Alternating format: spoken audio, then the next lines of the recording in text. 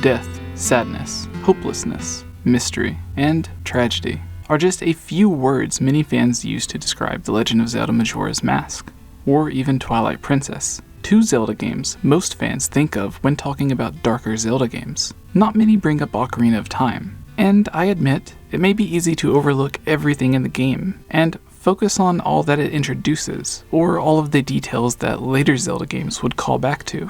But today, we are going to explore the dark side of Ocarina of Time, and explain why it is actually one of, if not the darkest, Zelda games. Much more than even Majora's Mask. Which Zelda game do you think is the darkest, or which event in Zelda is the most tragic? Comment below to let me know, and if you would like to see a new video covering it or a new Zelda game, please subscribe so you don't miss out. Yes, Majora's Mask is filled with sadness, death, mystery, tragedy that all fills you with hopelessness. Almost every character is cursed, and it is up to you to solve their problems or save them. But that is just the thing. You do save them. The canon ending of the game is one where you do in fact save everyone and solve all of their individual problems. Admittedly, there are a few that can't be helped. Most notably, the three major deaths of the Deku Butler's son, Darmani, and Mikau, but you do still help two of them. Let's compare this to Ocarina of Time, where we also have characters that die and can't be saved. The Deku Tree, the Craftsman's son, the Hylian guard in the back alley, Dampé, and many others. Not to mention, this game also has everyone dealing with their own major tragedy. Ocarina of Time begins with Link finding out he isn't a Kokiri. He is an orphaned Hylian left in the care of the Deku Tree, living his entire childhood believing he is a Kokiri, just like everyone else, and just now finding out the truth. He is constantly picked on for not having a fairy, and even blamed for the death of the Deku Tree. Moving on from Link's personal grief, the Deku Tree dying is the first big tragedy in the game. He is responsible for raising and protecting all of the Kokiri. Not just their father figure, but their literal god or deity, and he dies, leaving them all alone, with no protection.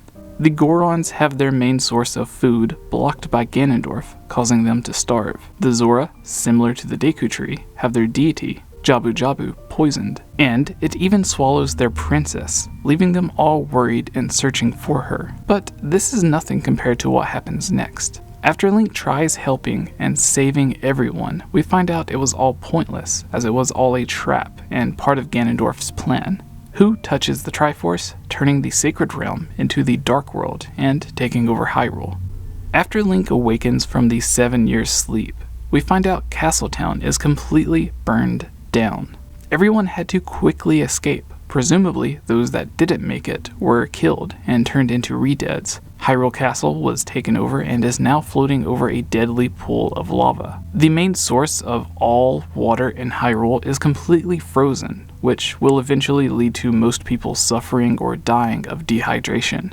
Not to mention the Zora who are actually frozen. And no matter what you do, Zora's domain remains frozen solid. Lake Hylia is completely dried up, and a monster has taken over the water temple. Just like the Deku Tree, the deity of the Zora is now dead. Kokiri Forest is now taken over by various monsters or spirits, and the Forest Temple is taken over or haunted by Phantom Ganon. The Gorons are all kidnapped and held as prisoners just to be fed to a giant fire-breathing dragon that was revived. Most of the Hylians who escaped Castletown are now living in Kakariko Village, where they are worried of the volcano erupting, and yet again have to deal with their town burning down.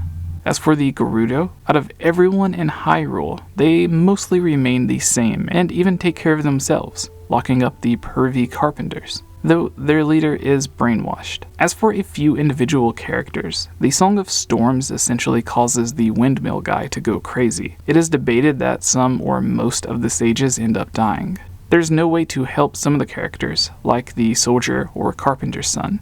Let's not even mention the cursed spider family. I won't go over absolutely everything, but if you can think of anything I left off, please comment it below. And yes, some of these can be fixed or solved, just as they can be in Majora's Mask.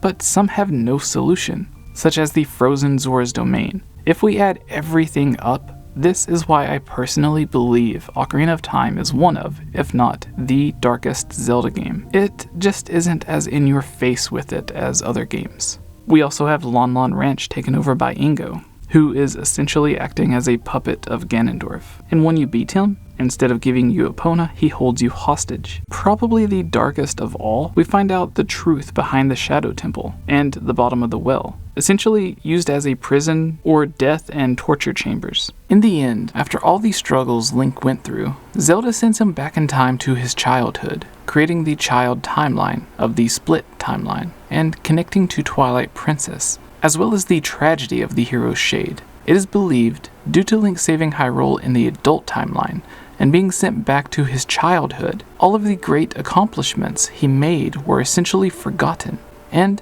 no one knew of him saving the world, as it all took place in a different timeline.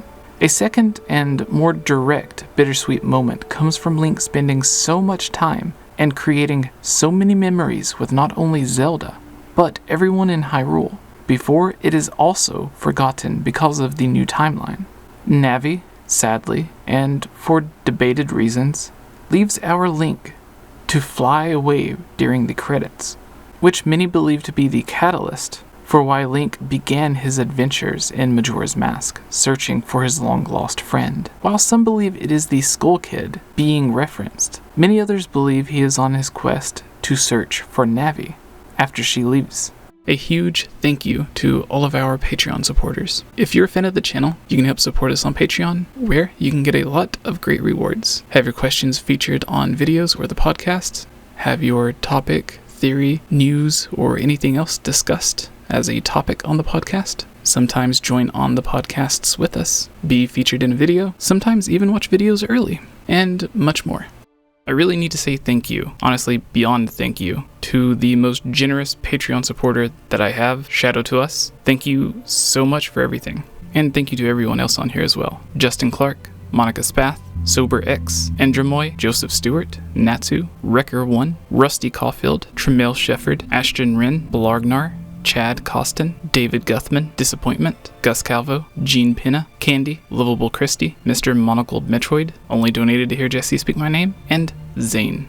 Thank you all so much. Sadly, I've still been having some internet issues, but thanks to all of you on Patreon, hopefully everything will be fixed soon. I will have some new Zelda theories coming soon. As for now, our next video will be on Ura Zelda, or Zelda 64. Which was requested by some of you. We are making some changes to our Zelda podcast, the 𝗍𝗵𝗂, and I thank you all for continuing to support our videos and podcast. Please leave a comment below and give us a question to answer on our upcoming 4-hour Zelda mailbag for our upcoming episode of the 𝗍𝗵𝗂.